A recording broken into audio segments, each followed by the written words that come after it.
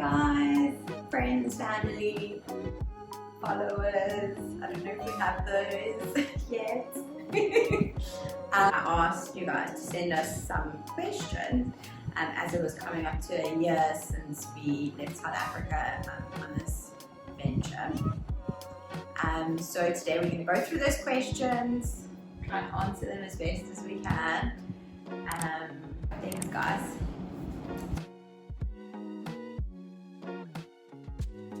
We eat a lot more vegetarian food now. There's a huge vegetarian vegan culture, especially out here in Hanoi, because there's a lot of people who are Buddhists. So, and it's super cheap, like really, really cheap and affordable and delicious. So I never ate tofu really growing up, and now I have learned different ways of preparing tofu, different dishes to add it in, and as well as like soy. So like meat alternatives and a lot of new vegetarian dishes. That's definitely something that's very new for us. Where like you know, in Cape Town we maybe did like meat-free Monday. That was about it, and I would have like a veggie burger every now and then. Yeah. So that's cool. Loads of things made from rice. Best food, Saigon, Tel Aviv. Okay. Yeah? That's mine. Hanoi. I like Hanoi food, but I'm just saying my two favorites. Okay. We haven't had bad food though. No, but like if you have to say your favorites. I can't. Israeli food. They're all amazing. But then Israeli food is also not like a classified food. There's like different types of Israeli food. They said where? Oh. So that's why the food in Tel Aviv was bomb. And Ho Chi Minh City. You only like Ho Chi Minh City because they have com tam and really good banh mi. Still a valid reason. That's true.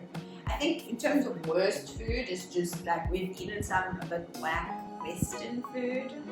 Like the pizza in Israel was a bit weird for us, and like it wasn't bad.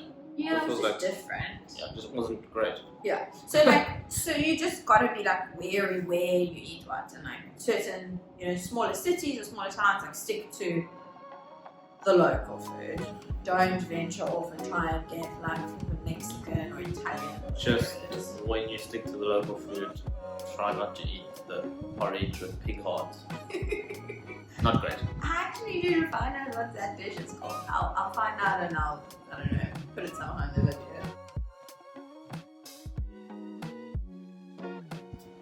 Interesting. I'm gonna take it as like strange, interesting.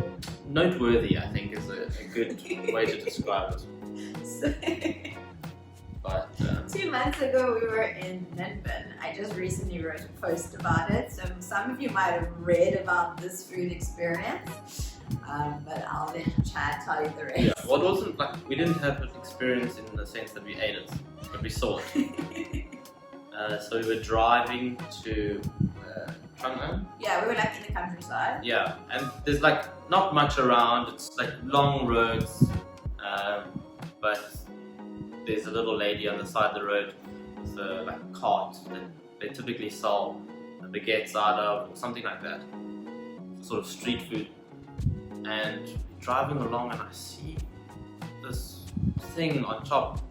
I'm trying to work out what is this. And we drive past, and it was a goat, like a fully formed goat.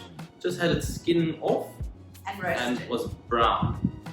But it still had like its teeth and pretty sure its eyes and everything. And it was sort of put in place. Yeah, it was like a model. It was like sitting down. Like imagine like if like a cat like sits down like that. And then they froze it in time, picked it up, skinned it, roasted it, and then put it on top of this thing. Yeah. And we saw 3 of them. I never saw how they eat it, because it always looked like it was still like perfect, like they never cut anything off of it. I don't know if that's like the advertisement for like a terrible advertisement. the goat that they had like in another place. So it was like, look, we have whole goat, but like you can buy the piece. I don't know. Like, I really want to know who their customer base Who's is. gonna drive along on the road and be like, delicious whole roasted goat? And it was by far the most It's interesting interesting. experience. Or the most interesting place. Mm. Because the question is about place, not experience. Okay, so yeah, what's that? Interesting experience would probably be the pig heart and porridge soup that we ate. Also pretty interesting was, or at least at the time, now it's really normal, is like how you have street food in Vietnam with the tiny chairs and tables. Like when we got to Ho Chi Minh City and you went to a place to get some food, maybe some com tam or whatever, and you sit on these chairs that are this big for 3-year-olds and tables the same height. A little bit high. Yeah, and it's literally on the sidewalk in like a pretty busy city. But that's normal. People in suits, business people are sitting there. It's like really good food. We've gotten so used to it though. Chad used to complain a lot about it. I absolutely love it. I don't know if it's because I'm short or what, but it's just like the perfect angle for my legs. So my cooking style is still decidedly my own.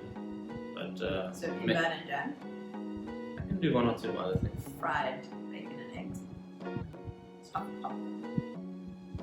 Your repertoire has not changed in Asia. Still excellent. Incorporating more Asian flavors into my cooking. Eat loads of fish sauce also now. Yeah, like so I love my fish sauce, I love my soy sauce, I love more like lime.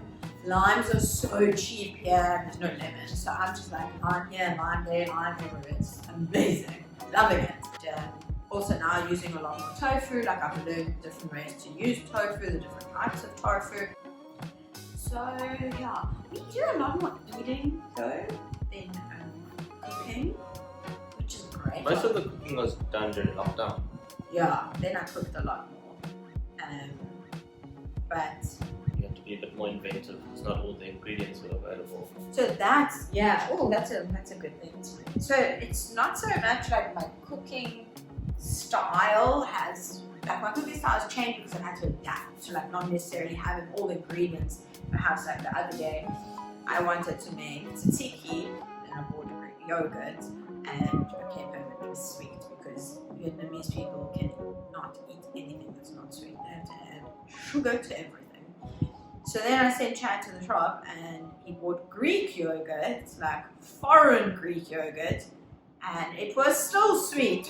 And I opened it, like it wasn't as sweet, but it was still sweet. So like those little things that we take for granted, now all of a sudden I have to try and figure out how to cook around it. So I just added like all of the lemon lime juice I had, and yeah, so it's just not having as many ingredients. It's also like because we're traveling, I can't have a pantry full of like cans and bottles and sauces and spices, so I have to be very like careful and limited with what I buy. So like I made a post about red curry paste being a very, very important ingredient because it's so versatile and you can use it in so many different types of dishes. So like that's something I'll have on hand. I have some salt and pepper, so some oil. Yeah, so I've learned to cook with less. Uniquely and a dish. Probably the tofu lasagna. Oh yeah, like we've been craving lasagna for a while, and because we're eating vegetarian in the week, we're like, okay, let's be vegetarian, and we don't know if there's an Italian restaurant. So anyway, long story short, I was like, screw it, I'm gonna create this thing. So I basically taken like a recipe of like a tofu bolognese and incorporated it, and then I was like, I couldn't find lasagna sheets, and then I just used like rigatoni, which is like a really big penne, and then yeah, we don't have an oven.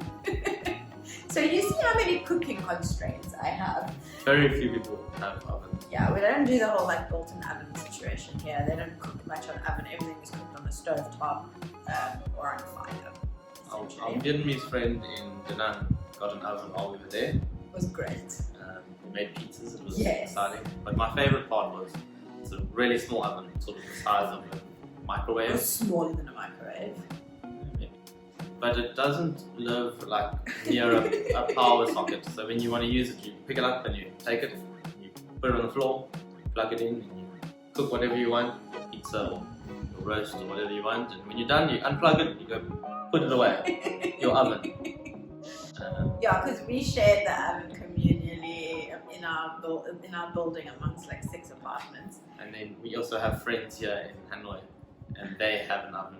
They were very excited about it when we were inviting them for dinner. We can bring our oven. We'll bring our oven with. And I was like, words I never thought I'd hear. So I created this dish basically. Like, had to make individual bowls of this lasagna in the microwave. Luckily, we have a grill function. Even if you don't, it's about 5 minutes, whatever. And I would say that's a pretty uniquely Anna dish. I have a recipe for it, which you can also check out. Chad, what do you miss most? Probably a braai and my dad's roast potatoes. Good roast potatoes.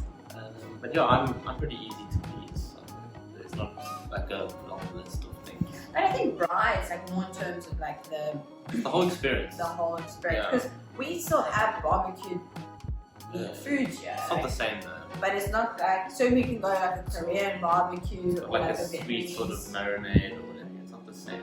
I know, but it's still like sitting by the fire and you're cooking your own meat. That's what I mean. So you still get that like, but I mean, it's not boiled wolves and there's no zombies. For those of you who know what that is. Yeah, and it's just like braai spices and it's a different flavor. Yeah, I suppose it is different. For me, wine. And I can't just food. Making grapes. Red wine, like really good red wine. I miss it so much. I just cannot. I've made a mistake of spending a lot of money on wine here, and like it's French wine, and I was like, it's okay, it's one bottle, I'll pay a lot of money for it, and then it was really bad. Like I gave it to my neighbor. I was like, this is disgusting. Yeah, you drink it, you're from France, maybe you'll like it. So I really miss good wine, and I miss my mom's cooking, like just food I grew up eating. Like I really miss that a lot. So she has her work cut out for her. She will be cooking a lot when I come home. Hi internet, YouTube people. Like and subscribe! And comment. We're so good at being on YouTube. And share with your friends. Basically make us famous.